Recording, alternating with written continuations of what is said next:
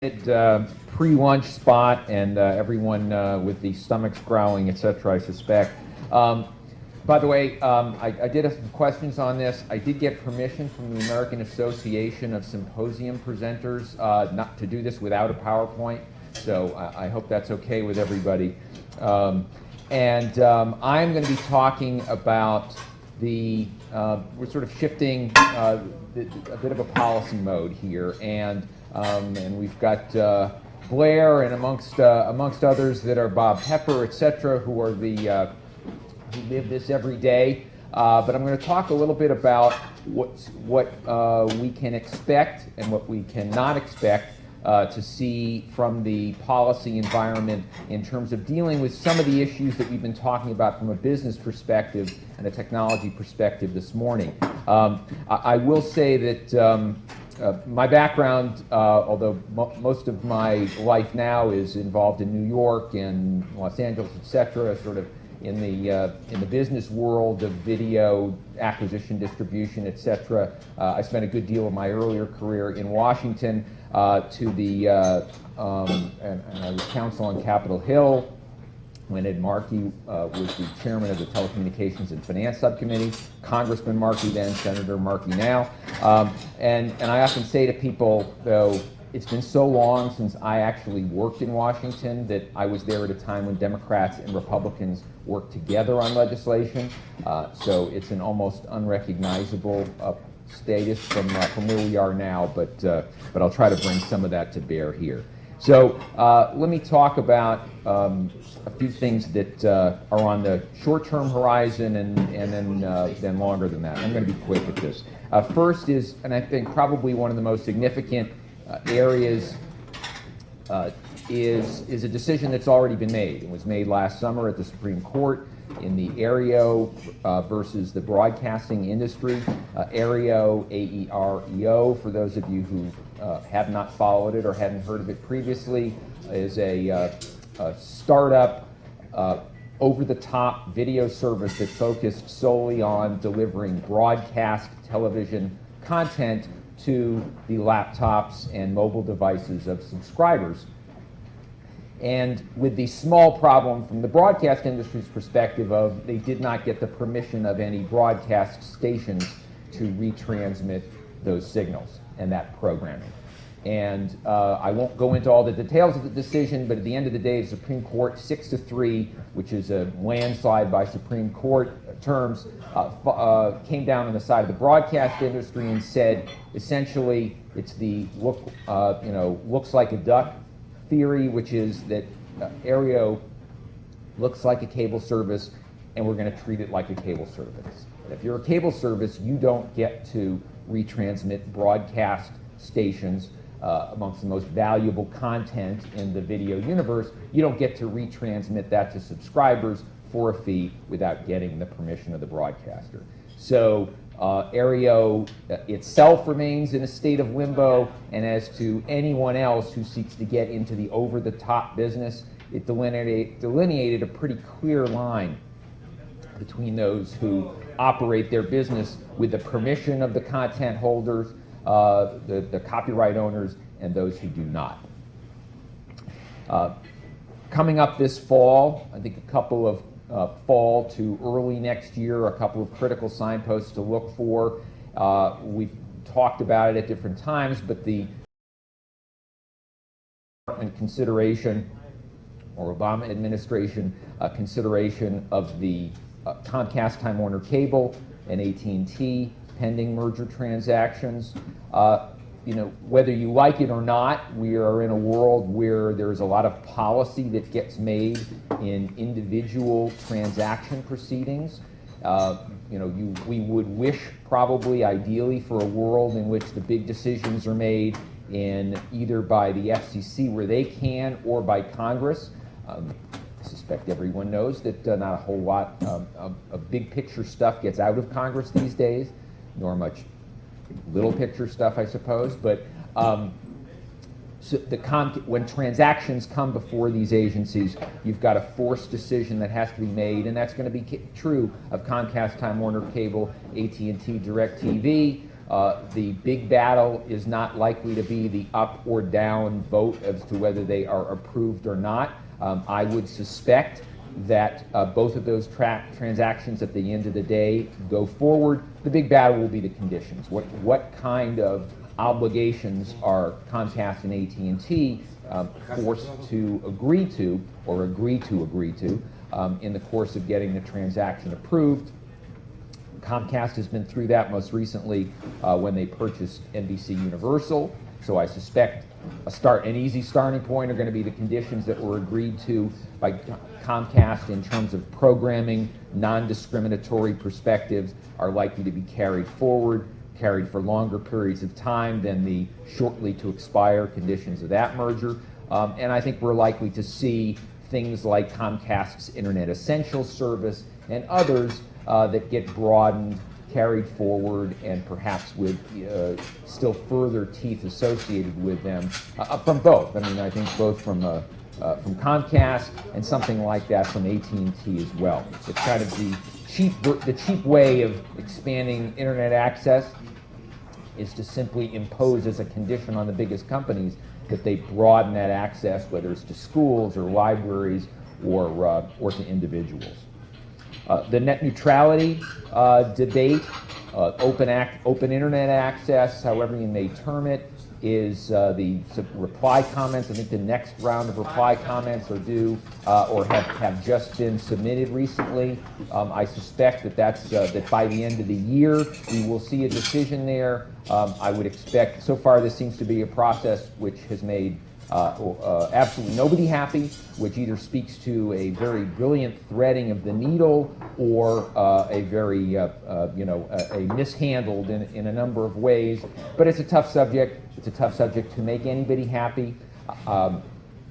Crystal balling this stuff is never easy. I suspect that what comes out of this process isn't at the end substantively going to look dramatically different from the rules that the FCC had created before this, that were then rejected by the courts on procedural jurisdictional grounds more than anything else.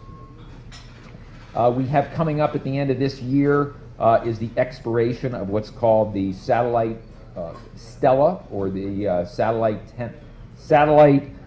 Television Extension and Localism Act of several years ago. Now, in the Senate at least, the legislation I think is called STAVRA. This is a field in which Shiva was at one time one of the acronyms used, so there's no dearth of bad taste sometimes associated with the acronyms here. The important point of this is that because it expires at the end of the year, it must be reauthorized. And usually that even must be doesn't necessarily mean Congress will do it. In this case, they will, because this is the legislation that permits broadcasters to carry direct broadcast satellite companies, DirecTV and Dish, to carry the local signals into the various regions that they serve. And without that ability, you inhibit the ability of Dish and DirecTV to compete with cable companies and Verizon, et cetera, in the delivery of multi-channel video. So it's very strongly in both the public interest as well as in Congress's interest to make sure that competition continues. There are a lot of other issues that have come into play. I think Blair may have mentioned the local choice, restrictions on retransmission consent. Again, from my perspective, I suspect that none of those major policy changes will be included, and you'll see something that looks like a pretty clean reauthorization of that satellite authority. Next year, probably the biggest decision to come will be around the implementation of the spectrum auctions for broadcast spectrum. The great hope here is that there would be an unleashing of a tremendous amount of new broadcast spectrum available for a variety of potentially new, exciting wireless applications. The challenge or difficulty there is the broadcast industry doesn't quite want to get out of the broadcast industry. And so, and yet their participation, their voluntary willingness to give back their spectrum is really going to be the key to whether that succeeds or not. Failure doesn't necessarily mean disaster, but it means kind of a lost opportunity to change the game going forward. And finally, the only thing I will mention is the privacy world, which is, I think, kind of the weather of communications policymaking. A whole lot of complaining, very little actually done about it. I expect that to oversight and proceedings. With that, let me stop there, and I'll be around for questions. Thank you.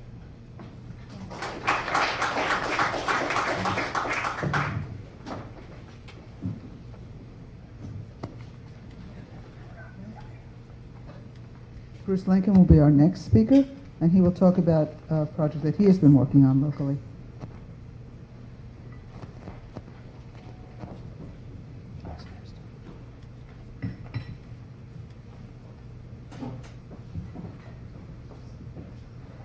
Thanks, Darcy. It's a pleasure to be here. And what I'm going to talk about today is, in some respects, sort of the latest iteration of work I've been doing, and sort of the natural evolution of work that began with the talk based on some work I was doing, looking at this idea of how do you solve the digital divide problem through the application of social enterprise. And so Silicon Harlem is a for-profit social enterprise, and it's focused on growing the technology sector in Harlem and other emerging urban market communities in the United States. Our vision is that Silicon Harlem is organized so that we will galvanize people or the communities such as Harlem or the South Bronx or Brooklyn into technology innovation hub. So our mission is to provide leadership, education, and key partnerships that create the conditions to drive technology startups and companies, the creation of innovation labs, to increase STEM education, and ultimately to basically drive ubiquitous broadband access that will then, in essence, stimulate entrepreneurial economic growth and as well attract capital investment. The idea is to consistently advocate and promote Harlem as a premier technology innovation hub destination. And what this, in essence, focuses on is this particular idea of localism, but the unique localism that can be applied when you think of Harlem because of its tie-in to Columbia University, its tie-in to City College, but also the fact that there is a hub on 116th Street between Lenox and Fifth Avenue, where what we've been able to develop there is kind of a model for what's called the new urbanism. And what that entails is the development of smart and green buildings. And in particular, the second building that we built, which I've spoken about actually at the Green Broadband Conference, has the fastest internet in Harlem and one of the fastest drops in New York City. It basically, at this point in time, is being tuned up where it has a half a gig. And we're looking at developing an innovation center. The idea is that it's both physical, so that you have that as a community center or a location where people can gather, but also it has ramifications that it's also virtual, in that what it draws together is an ecosystem that is not simply mom and pop stores or economic development organizations and nonprofits, but also is supporting the growth of technology startups. And so Harlem is now the fastest growing community here in New York City when it comes to the growth of technology startups. So it's sort of looking at what happened in Digital Dumbo, which began as a meetup and then became an actual technology sector, and we've been able to sort of replicate that kind of growth and development in a matter of 18 months. So we have four key pillars which drive what we do. And why this sort of fits in with this idea of the public interest dimension is that not only are we affecting policy because we work closely with our local electeds, as well as the mayor of the city of New York with their ideas to bring broadband not only to Harlem but to the outer boroughs to drive economic growth, but as well we're working with nonprofits such as the Caribbean Cultural Center. It's led by a number of key technology projects. One is Gigabit Harlem. Gigabit Harlem is one of our key cornerstones. The idea is to use Harlem as a model for how we can develop a ubiquitous internetwork that is both has access to a gigabit wireless network and a commensurately fast wireless network. And we're working closely with Google and with a group at Columbia University called CIAN. CIAN stands for the Center for Integrated Access Networks. And what it's driven by is this rapid growth of video over mobile devices, and the fact that ultimately these wireless networks have to now relate back to the fiber optic backhaul network here in the city of New York. And what it's drawing upon are innovations that are being developed on the research side at Columbia and on the actual device development side at the University of Arizona at their Optical Sciences Department. And what we're looking at is how to, in essence, deploy devices. These would be nano-optoelectronic devices that actually allow you to achieve this kind of community-based broadband network that at once has on-demand bandwidth for all the normal uses that we accord to people on devices and smartphones. And one of the things about Harlem is it's mobile devices as well as its use of over-the-top content. And the idea is that you can now deploy those kind of networks so that in a place like Harlem, you can have this model of what the ubiquitous internet could look like. It has three other areas. One is actually how do we drive the innovation economy into Harlem? So to do that, we're working closely with our key elected officials. The congressional sponsor is Congressman Rangel, so we're working closely with him as well as with the Department of Commerce to look at this as a model that can drive certain kinds of policy recommendations so that we can replicate this. And then it focuses on two areas that really are on the ground. Increasing STEM literacy, so that looks at improving the STEM education of high schoolers and ultimately into middle school, and that's tied closely to what the Department of Education here in the city is doing when it comes to teaching students how to code. Not of adult entrepreneurs, but actually starting with high schoolers. And we launched this past summer a program called the Apps Youth Leadership Academy, where we basically, out of 70 top applicants, chose 20 young people who basically in 7 weeks, working closely with my partner Clayton Banks, developed not only smartphone apps, but built companies around that. So we're looking at how to have this kind of ecosystem of projects that if you scale them together can equal sort of a model that can attract social impact investing. It also focuses as well on content, the unique cultural characteristics of Harlem as a place of artists and creators. And so the two other organizations that are now involved in this combination of where content creators are coming together with technologists. So we also launched the Harlem Film Company, once again within this innovation center that we're starting to develop. And what they showed is a model for independent filmmaking using Harlem as the backdrop for the development of feature films and working according to a 30-day window of production. That is on the entertainment side and looking at fictional films. On the documentary side, that's driven by a new project called Tech 360. That's with the National Black Programming Consortium, which is an arm of the Corporation for Public Broadcasting, PBS. And what they're looking to do now is use this unique opportunity to bring together documentary filmmakers with techies and look at how to hack and disrupt content. So the idea is no longer are you doing these long tail development one-time PBS broadcasts. You're looking at all the multiple options that exist for the dissemination of this kind of content. A Netflix model, a YouTube model, and even independent websites now are looking at how to develop short form and serial content for devices. The idea then is that in this sort of public-private partnership, where we think of it being driven more from the public side, from this idea of social innovation, we're working closely with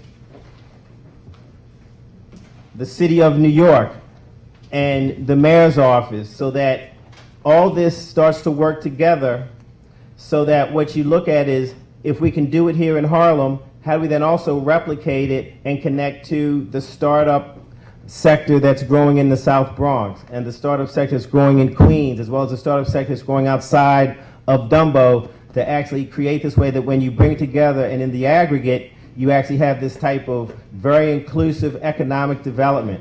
So it's this idea of achieving what would in essence be public policy aims, but through the idea of developing social innovations that also attract investment. So I think I'll end with that.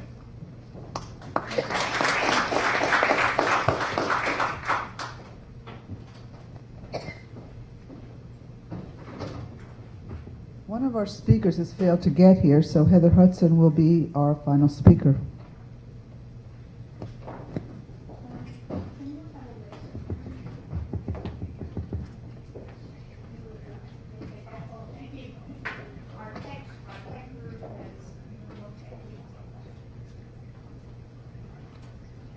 I think it's still connected.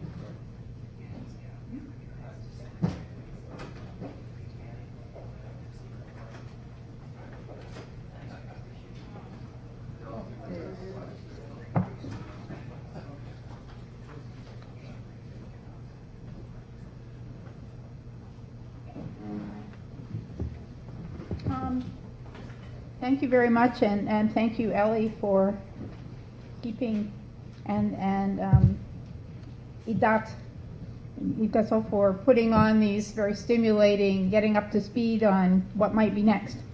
What I'd like to do is look at a few unchallenged assumptions, a few of which we've heard about this morning, about the next generation internet. So I thought, well, there's unchallenged assumptions, or what's wrong with this picture?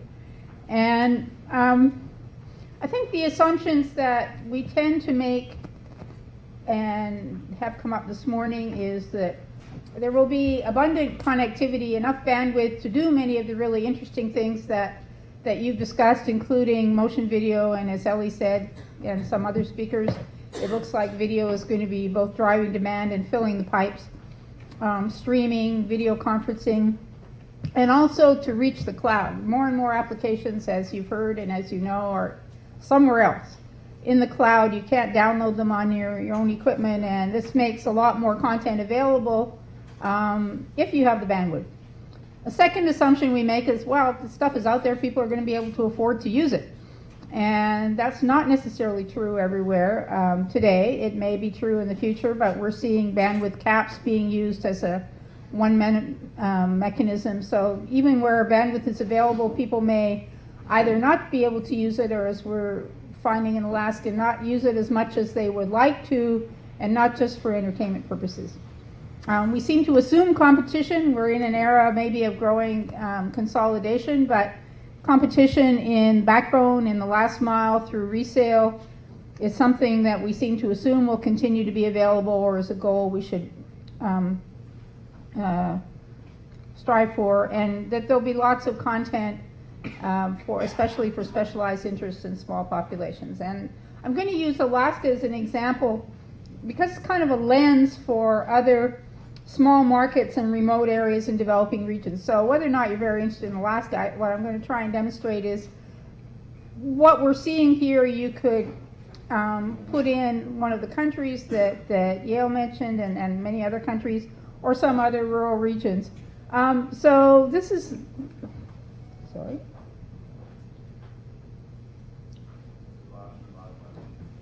Oh, I'm sorry, I'm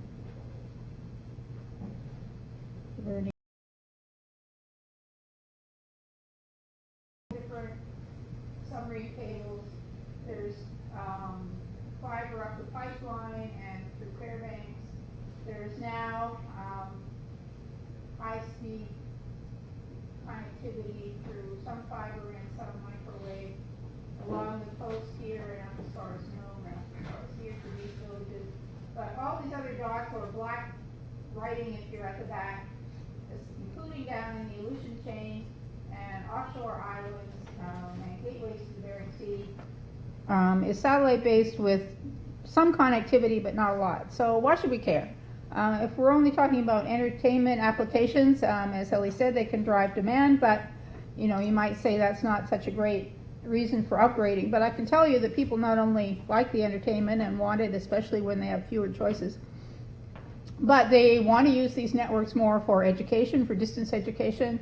They're very small schools, so getting advanced placement courses, getting electives for adults, distance education. We have a very large telemedicine network, one of the largest in the world with more than 250 sites. And increasingly, national security, public safety, this is the link to the Northwest Passage, very strategic here, and also the Aleutians for both commercial fishing and other strategies. So there are other reasons why more bandwidth could be useful in this region. Some people have mentioned satellites. Satellites only, I want to just use this as an example of not thinking about the whole picture. The high throughput satellites could be one solution in some regions, and as you'll see in this chart, the current generation is providing a fair amount of continental U.S. CONUS coverage, not very much for Alaska, but more worrisome is the next generation also doesn't have a very good Alaska beam. I can tell you that in the past there were Alaska legislators and policymakers who would show up at the FCC and say, don't approve another DOMSAT unless it has a full Alaska beam. You can see that this is something we need to think about because these offshore islands and the Aleutians are not covered in that beam. Okay, so affordability. These are very current numbers.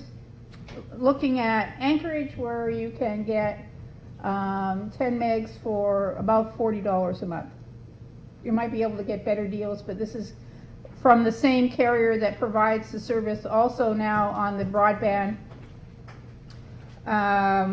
microwave network. So in a village, to get 2 megs a month, can't get 10, but to get 2 costs $65 a month. This is in an area where people's income is low, about 60% of the state average. They are only employed seasonally. So income already is an issue, let alone the prices are very high. So the carrier did, having got some negative feedback early on, put in a cheaper package of $30 a month, but that's only 512. That's not even the FCC's old definition of broadband, let alone new. So here we have a government subsidized network that went in with RUS loans, where it's very hard for people to afford to use it in some cases. We're just doing research on this now. But some people are saying, even organizations, well, we wanted to do more webinar. We know what we want to do. We'd like to do more training webinars. It costs too much.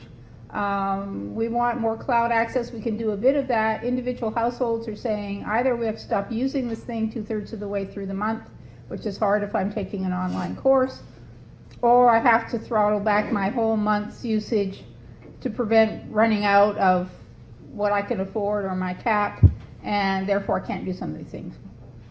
The good news is, as you know, that targeted subsidies can work, and we're likely to see them continue under the Connect America Fund and some of the implementation of what Blair Levin talked about, or in his previous life in the National Broadband Plan. It's actually working in many ways, although some Alaskans don't believe it.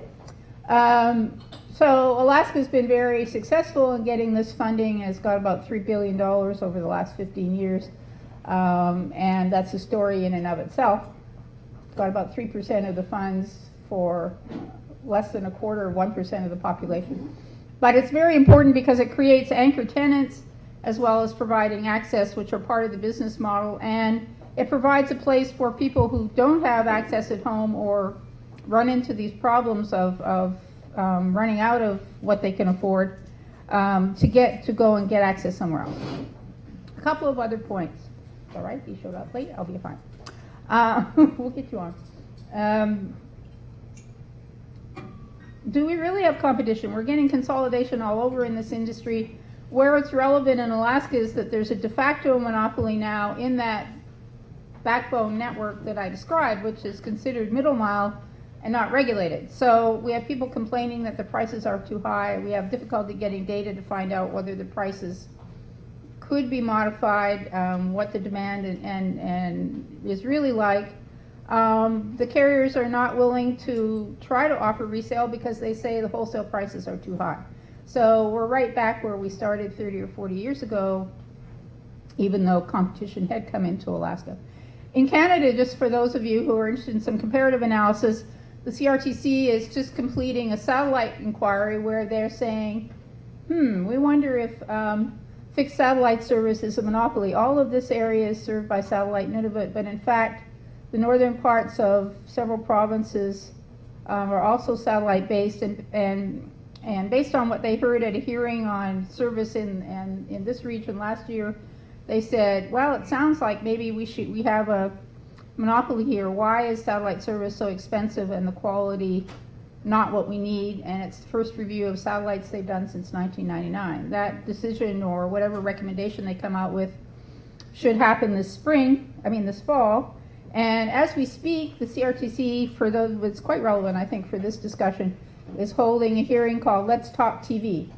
And I just heard from a colleague who will be testifying there this afternoon that Netflix was just on and got quite a growing. So some of the filings in that could be of interest to you. The CRTC is trying to look exactly at some of the questions raised here. Just a couple of other points in terms of competition. When is a reverse auction not an auction? As you know, reverse auctions can be used as a way to create incentives to invest in areas where the business case is not very attractive. So the FCC is trying this. They've had one, and they've had a couple actually in mobile. This one.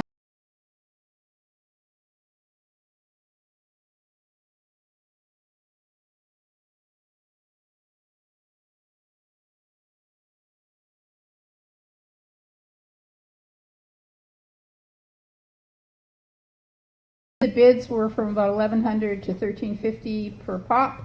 It's not per sub, but per pop.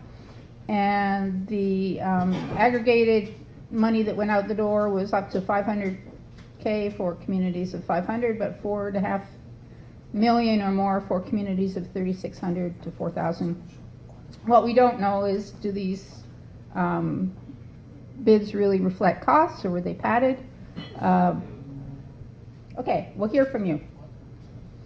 You can tell me, because I'd like to know. I think on the positive side, as we've certainly heard this morning, and the gentleman who gave me the pointer pointed out that equipment's getting cheaper, easier to use, and this means that small providers and producers can get into the game, which is great for everybody. There's a variety of channels for distribution, and you can either aggregate demand for niche content by, as you know, by finding all the people that want to watch Pakistani cricket outside Pakistan, or you can find you can make the content available on YouTube or other sources, so people can get access to it when they want, as some groups in the north do for training.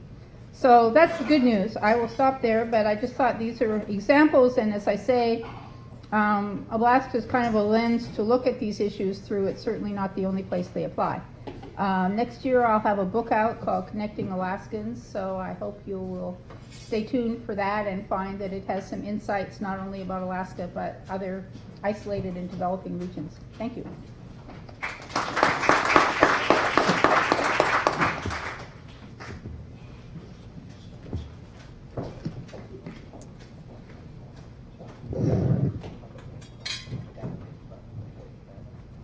Our last speaker did arrive, but I wanted to say something about Heather's talk.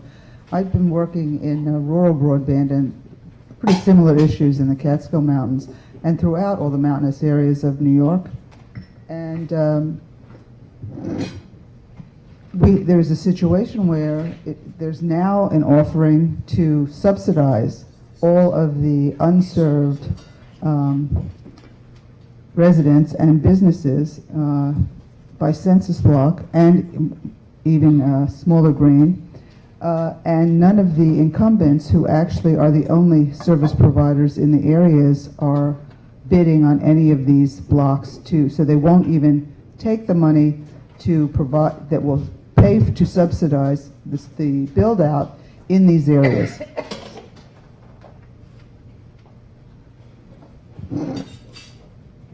Yes, I'd like to introduce Dave Burstein. He will be our last speaker.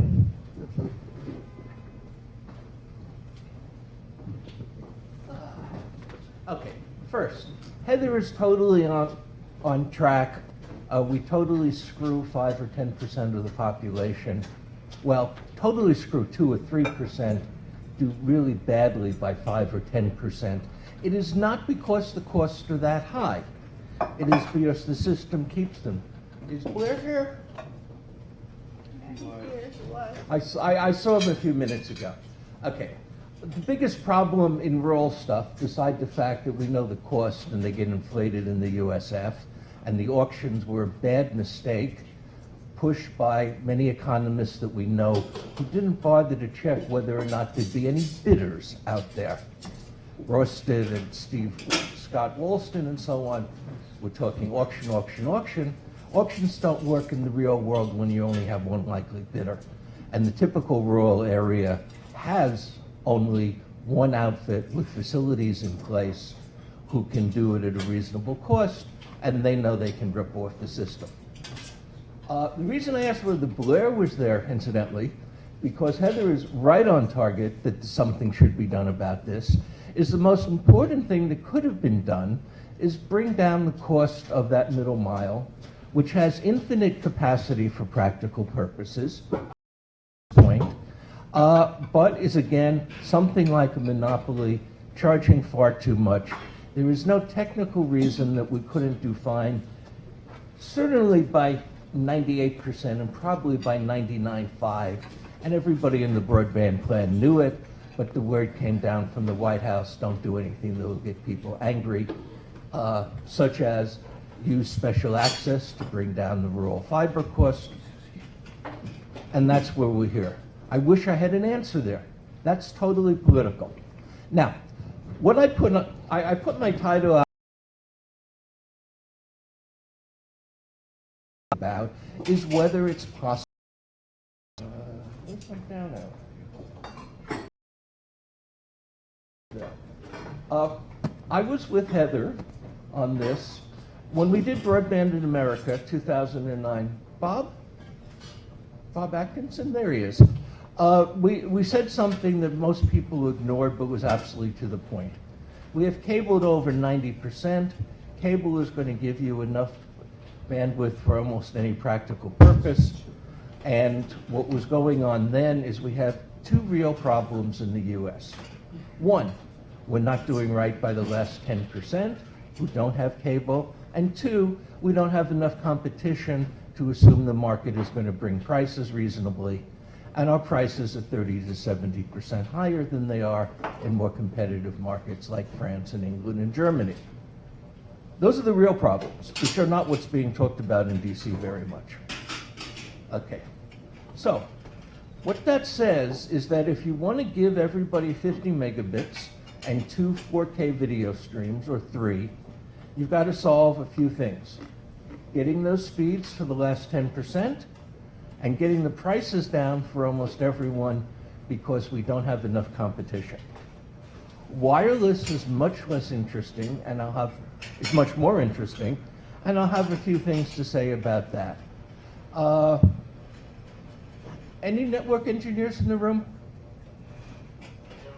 Okay. What percent of the available capacity do you think Verizon is using right here now in a congested Manhattan area?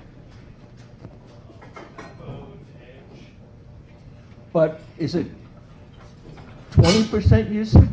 40% usage? What type of capacity? The capacity available at a reasonable price to Verizon today. I can give the answer. I can give.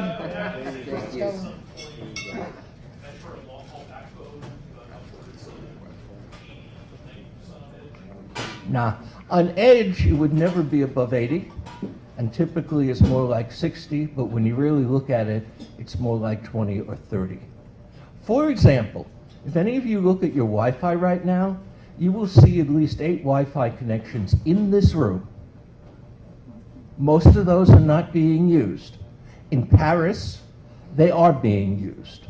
You can increase capacity on wireless in the US if Verizon and cable and AT&T simply use the Wi-Fi in their territory. That is the most obvious thing to do.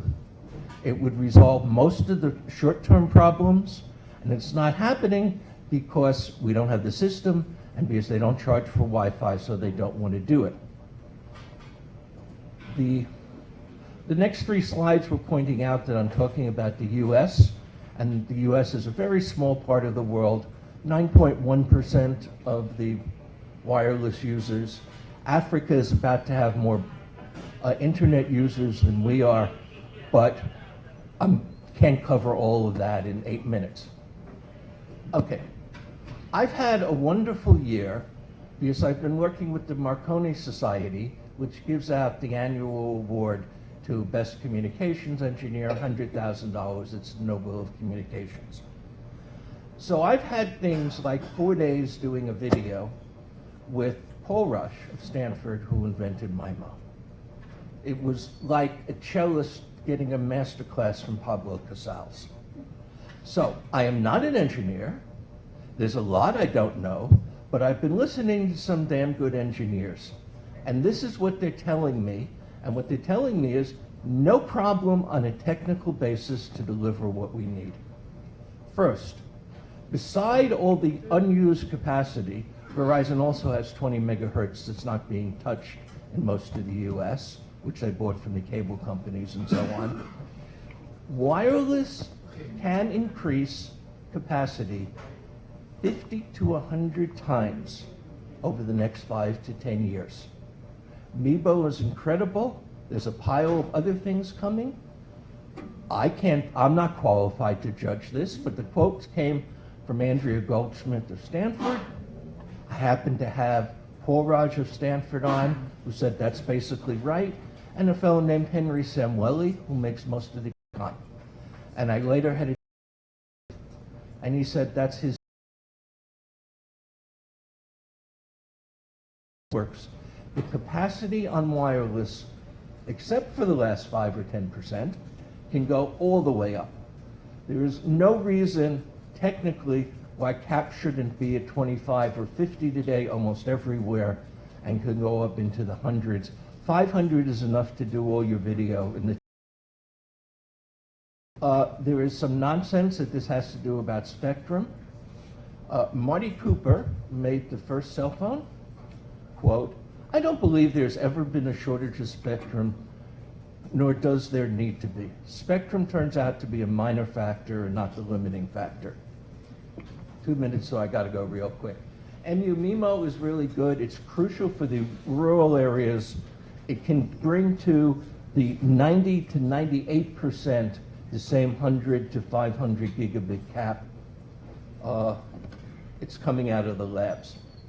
On wireline, we heard somebody talk about the high cost of backhaul. Dave Clark of MIT, confirmed by Dave Young of Verizon, says the internet, by and large, the core of the internet is not congested. The net neutrality debate is because it's being blocked at the edge, right or wrong, people, other things aside. There is no problem giving all the capacity anybody is likely to want on the backbone or the middle mile. There are problems that we have monopolies we don't touch. They also tell me that fiber costs are coming down. Blair didn't come back in? Oh well. So there will be some more fiber. Google is building some, but it's not going to be to that many. Remember that the reason that we couldn't get upstate New York is that Verizon wants to turn off 25% of their lines and go wireless only. People keep ignoring that fact.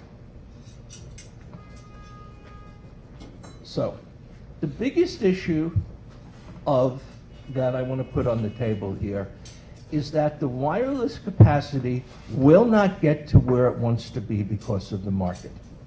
We see that they're not using the Wi-Fi now, and we see that they're not sharing the spectrum.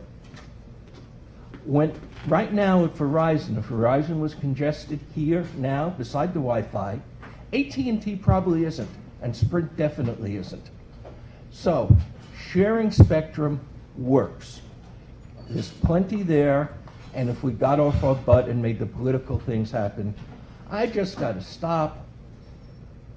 And the last thing I'm going to leave you with is, we just heard from Heather that we don't have enough competition.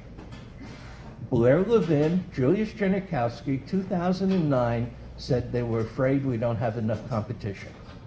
They didn't do anything about it because people like Robert Pepper in the audience believes that competition is close to the only way to solve the kinds of problems like high prices. We have to admit in some places it's failing, and we have to come up with some other thing other than prayer that we will have enough competition to solve things. Thanks a lot.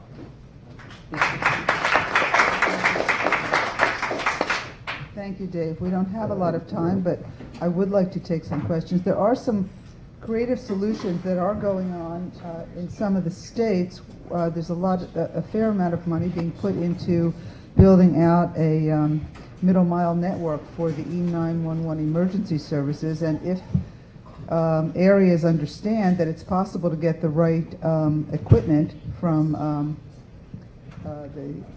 the technology providers,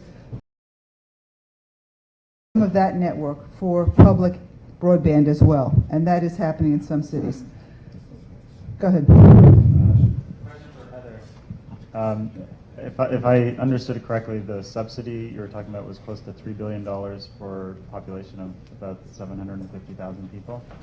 Yeah, over 15 years. I mean, that's the aggregate of what the Universal Service Funds have dispersed to those various programs in Alaska, of which there's several different programs. Okay, so I guess my question is, if there is a recognition of lack of competition, what about ideas about working with some of the satellite providers or other providers to get more integrated in terms of the deployment? So, for example, for satellite, you could buy a hosted payload to get beam coverage for all of Alaska, which would probably be much more capital efficient per person than perhaps other methods.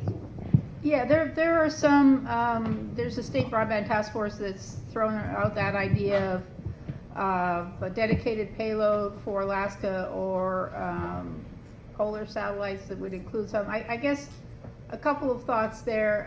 It's interesting to me that the main pressure is to take traffic off satellites and put it on terrestrial networks because of the latency if you go to a geo, or the pricing of the existing satellites. So it's possible to do that, but somebody has to kind of wake up. I think there's a lot more can be done with the capacity that's already available by forcing some resale, and you know, but the offshore, where what you're saying may resonate is because of the strategic importance now of the Arctic coast. So there's some other reasons besides kind of goodwill to make that happen. It's absolutely doable. It has a couple of problems. Most of it is politics.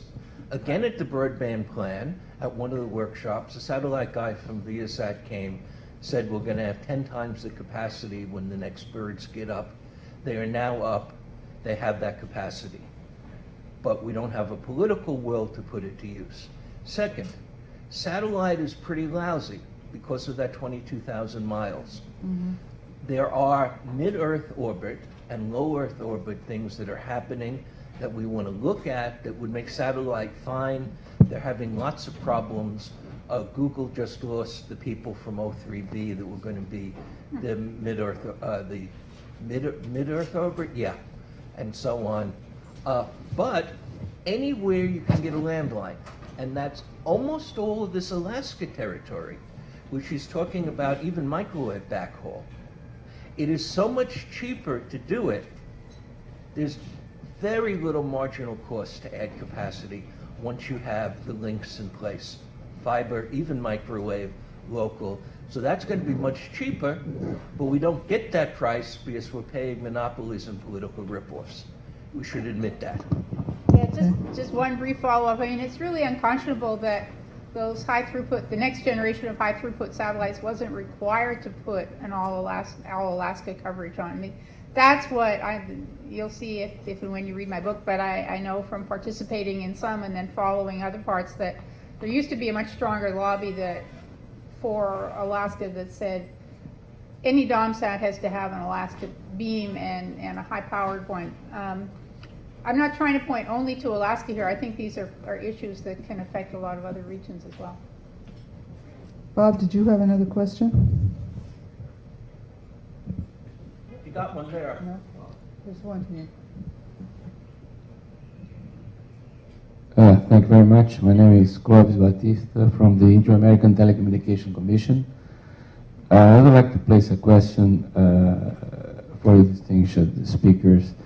Did you consider any possibility of using unlicensed spectrum for deploying broadband rural connectivity in Alaska, taking into account that you have reasonably good fiber coverage, and perhaps using a kind of innovative solutions, as for example 450 megahertz and unlicensed frequencies Well, for certainly, rural connectivity? Thank you.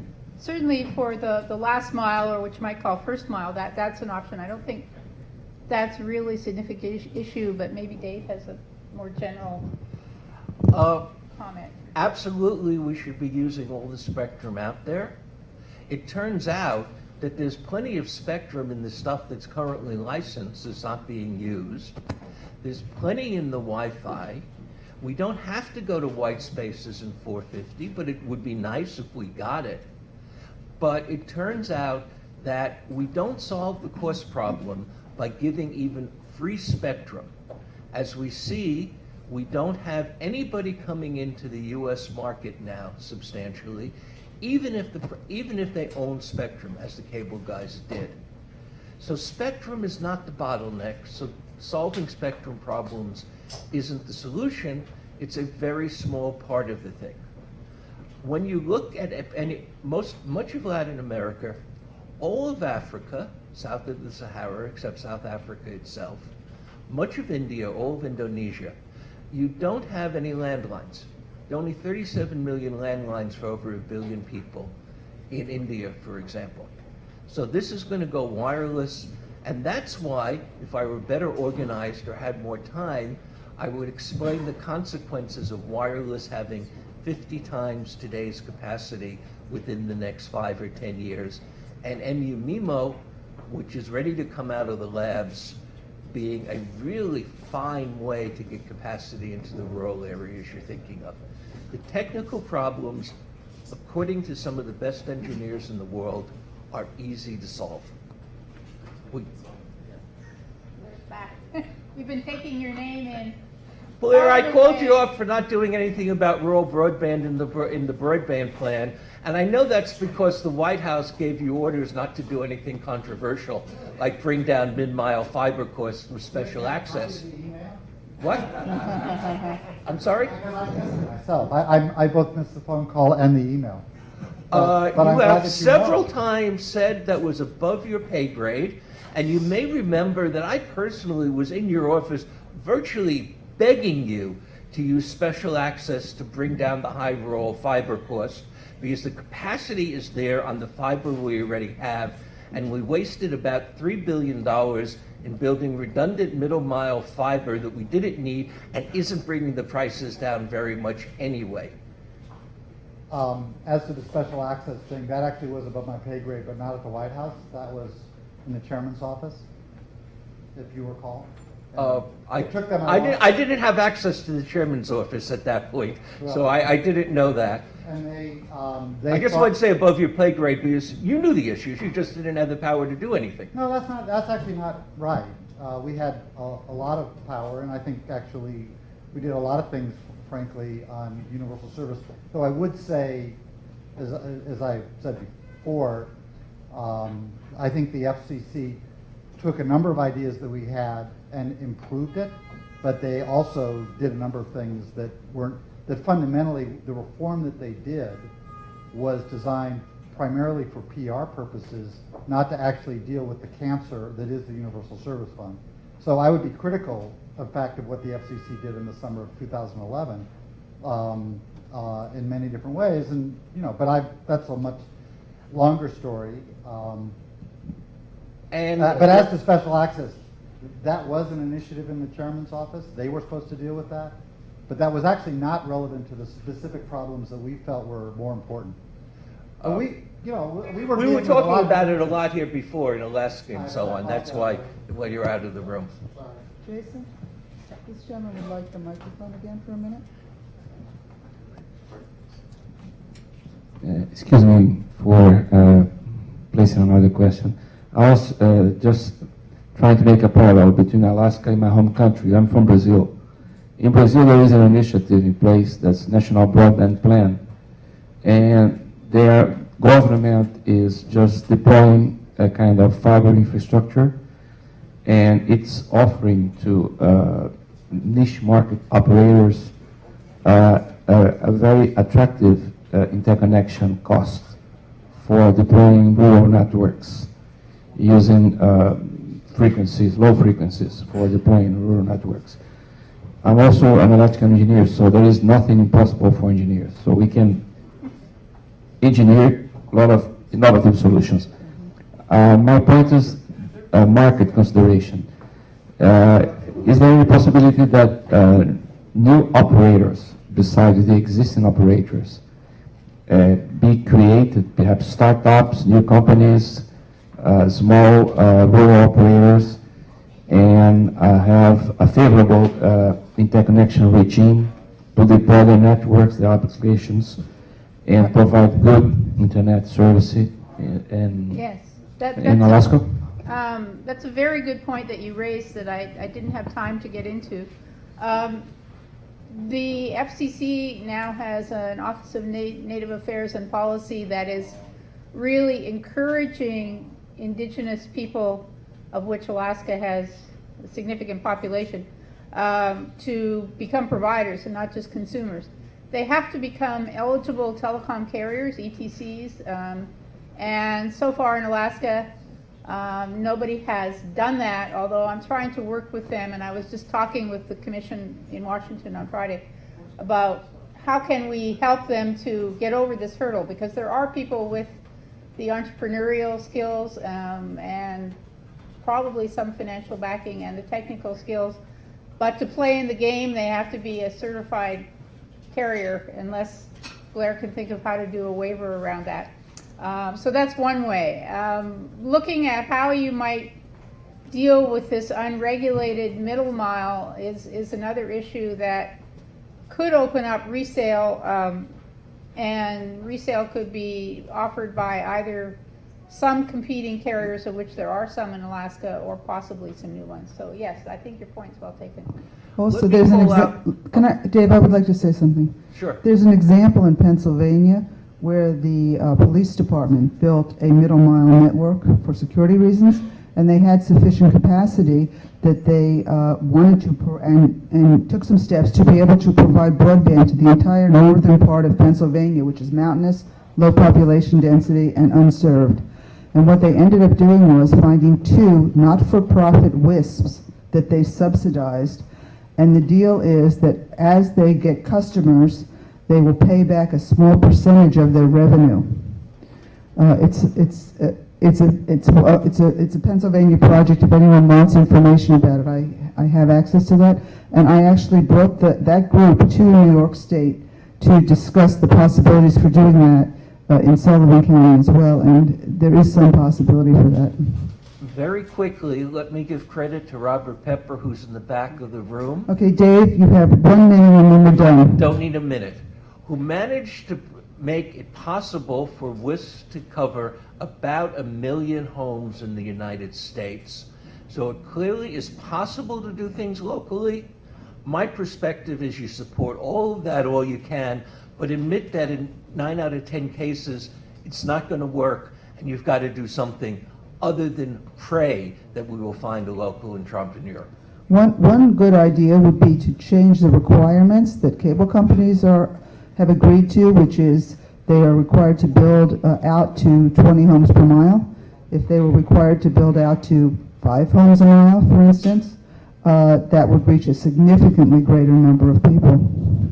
We're finished. Thank you very much.